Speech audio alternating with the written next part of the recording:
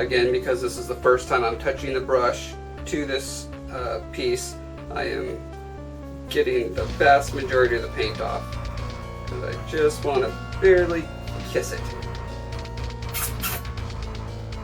at first. And I see what it looks like, see if I'm liking it.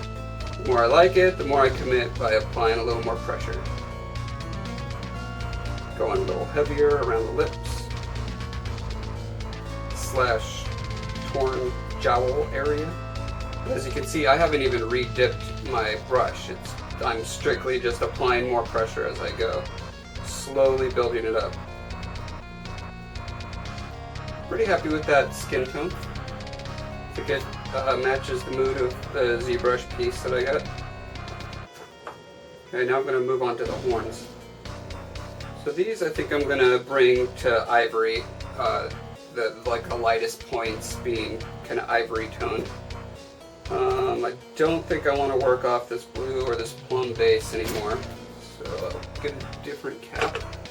I feel like with these horns, because there's so much, let's see, there's a lot of little detail in there, it's close to other colors, and I think those are the main reasons. Because of those reasons, I feel like I might have to go back and forth between dark and light a bit.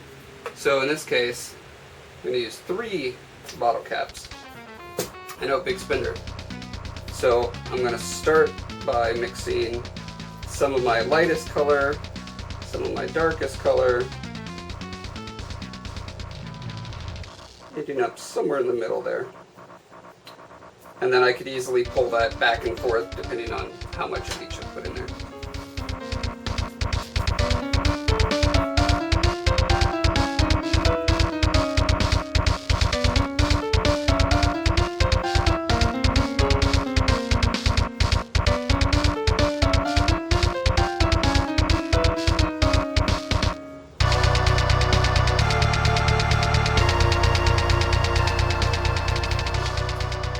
Definitely tricky to dry brush around other detailed bits and pieces. Sometimes I'll just have to take another brush, a little detail brush, and go into where my big fat dry brush can't reach.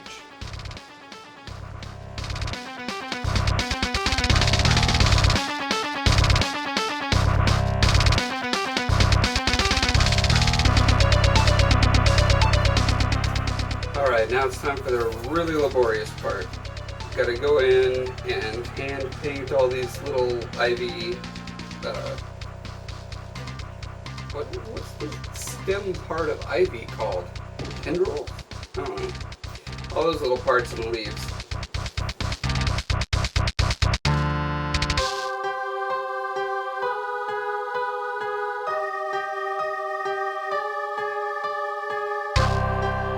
Alright, that was the hard part.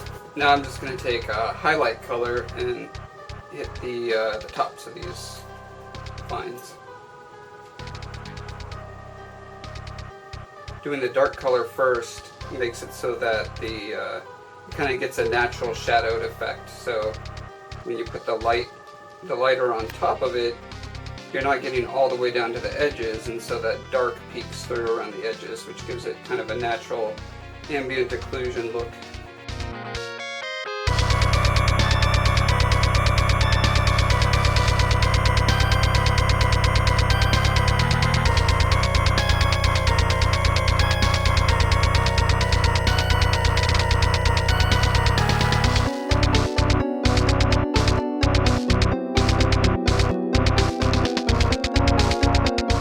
Okay, now I'm mixing the orange for the leaves.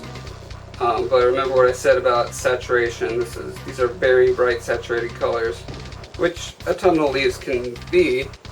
In this case, this is more like extremely dead autumnal leaves, because they're on a mummified goat man. So I'm going to mix some brown in with them. Just a touch of brown or gray is a good way to desaturate your colors. Make them more lifelike, or I guess realistic would be the way to go. Less cartoony. And you can see, even after I dulled that down quite a bit, once it gets on this relatively realistically colored object, like it really pops out the way it should. But if it was just the way it came out of the can, it would look fluorescent. I'm varying how much orange I put on each of these leaves, because like I've said 3 or 4 times now, nature is not even or homogeneous. You want to keep things variegated and interesting that way.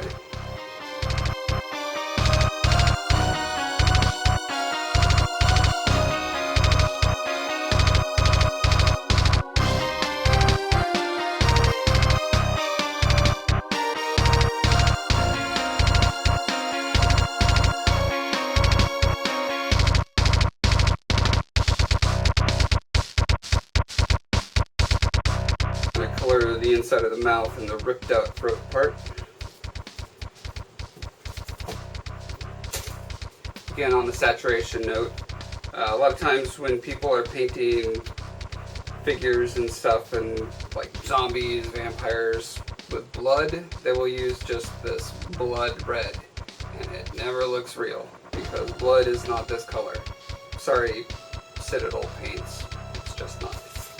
Especially if it's not freshly gushing, right? So in this case, this is like a mummified dude, so I think what I'm going to do is a really, well, almost black red. So it's kind of a maroon. Copper is dried out of this, so I'm reusing this cap. So adding some water, black and red, to get my base color.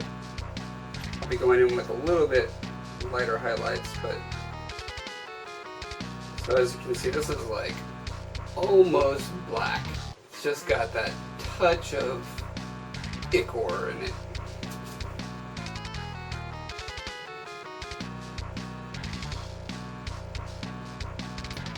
Not too concerned about staining the lines here because I'm kind of going to be doing a spattered sort of effect. All over the inside of the throat and the mouth. And the inner cheeks will be all kind of rotified.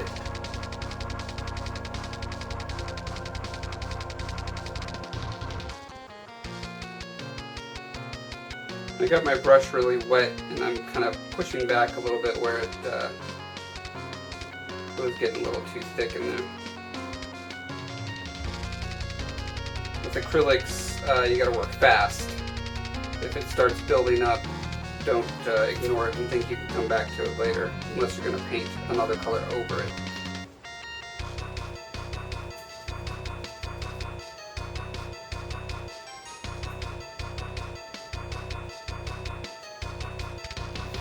Now it doesn't make sense to have these bright, well, relatively bright white teeth going back here with all this bloody gore. But if I cover it with the full-on paint, then it'll just all become one big mass of colory blobs. So I'm putting just some water on my brush and kind of dabbing in the mostly wet paint, pulling that up onto the teeth in little spatters and spots. So that as the teeth get further back into the throat, they kind of fade into all the gore. Take some more of this not blood red, mix it into some of this brown that I still got laying around.